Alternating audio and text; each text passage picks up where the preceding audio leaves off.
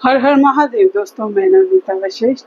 आज मैं आपको नवरात्रे के बाद जो आपने माता का आसन लगाया है, उस आसन में आपको क्या करना है, कैसे करना है, ये मैं विशेष रूप से बता रही हूँ। मैंने बहुत सारी वीडियो इससे रिलेटेड पहले भी अपने चैनल पर डाली हुई हैं, आप एक बार उन पर चेक ज़रूर कीजिए। आपको बहुत अलग और अच्छी जानकारी आपको मिलेगी। आज जो मैं विशेष रूप से बताना चाहती हूँ, क्योंकि मैंने बहुत मंदिरों में देखा है कि नवरात्रे के बाद जो नवरात्रे हम इतने सम्मान से बोते हैं, उनको हम कहीं पर भी डाल देते हैं, जबकि आप उन सारे सामान का अपने घर में प्रयोग कर सकते हैं बहुत ही एनर्जी के साथ। क्योंकि इन दिनों में बहुत ही प्रॉस्परस ये दिन होते हैं। विशेष रूप से इन दिनों में जो भी चीज़ आपने माता रानी को अर्पित की होती है, वो अपने आप में ही पावरफुल एक चीज़ हो जाती है, और उसका प्रयोग आप जहाँ पर भी करेंगे वो आपको रिजल्ट देगा ही देगा।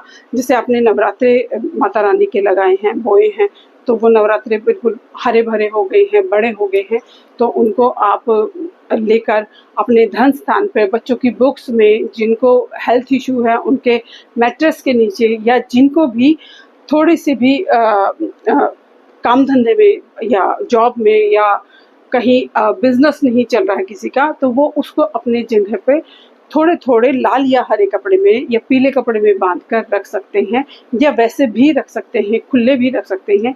ये बहुत पावरफुल एक वेपन बन जाता है, आपके सपोर्ट में आपके काम करता है। ये एक अस्त्र की तरह ही काम करता है। और विशेष रूप से आज के दिन जो भी आपने माता रानी को जो जल में कलश की स्थापना की है, वो नारियल आप ग्रहण कर सकते हैं। और ग्रहण करने से अच्छा है कि आप उस नारियल को लाल या पीले कपड़े में, जिस भी कपड़े में आपने उसको रैप करके रखा था, उसी मतलब आसन में जो लगाया था आपने, उसी कपड़े समेत आप उसको अपने धन स्थान पे रख सकते हैं। आपके घर में सुख समृद्धि, अन्न धन की कभी कोई कमी नहीं रहेगी। ये आप अपने वर्क स्टेशन पे भी रख सकते हैं, बिजनेस के गले में भी रख सकते हैं, जहाँ पर भी आप इसको रखेंगे, इसकी ये एक पावर हाउस की तरह आपके लिए काम करेगा, और आपको उस काम के लिए सोचना नहीं पड़ेगा। दूसरी बात ये है कि जो उसमें जल है, या जो भी आपने उसमें सिक्का, हल्दी, कौड़ियाँ, पैसे डाले हैं, उन सब सामान को एकत्रित करके आप एक लाल, पीले या हरे कपड़े में बांधकर अपने धन स्थान पर रखिए, या अपने घर के मंदिर में रखिए। आपको पूरे परिवार की उसमें सुख समृद्धि संपन्नता मैजिकली अपने आप होनी शुरू हो जाएगी।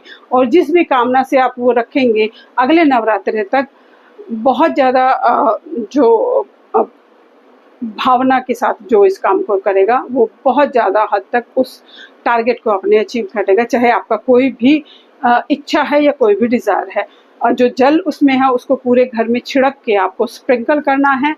आप ओम दुम दुर्गाय नमः मंत्र का जाप भी कर सकते हैं, और माता रानी के निर्वाण मंत्र का जाप भी कर सकते हैं। ओम नमो ओम एम ह्रीम क्लीम चामुंडाय विच्चे। और जो फिर भी पानी थोड़ा सा अगर जल बच जाता है, तो आप किसी पौधे में, हरे भरे पौधे में उसको डाल सकते हैं। जो भी सामान आपने वहाँ पे रखा है, आपने अपनी बुक्स रखी हैं, पेन्स रखे हैं, या कोई क्रिस्टल वगैरह रखे हैं, वो पावराइज हो गए हैं, आप उनको धारण कर सकते हैं। बहुत ही सटीक और इजी वे में माता रानी के इस आसन को आप यूज़ कर सकते हैं।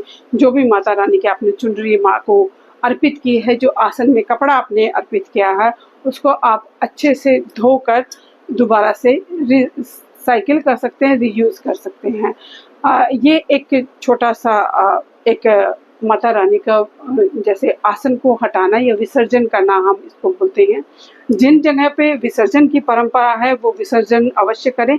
जिनके यहाँ माता रानी का सिर्फ आसन लगाया जाता है और आसन को हटाया जाता है, तो वो माँ के आसन को ऐसे बढ़ाएं। हटाना इसको नहीं बोलते, थोड़ा सा गलत वर्ड्स हो गया है, लेकिन उसको बढ़ाना बोलते हैं माता के आसन को। तो ऐसे आप माता के आसन को बढ़ा सकते हैं। ये छोटे छोटे जो भी आपने माँ को श्रृंगार का सामान चढ़ाया है, वो आप उसको उनकी ब्लेसिंग के तौर पर खुद यूज़ कर सकते हैं।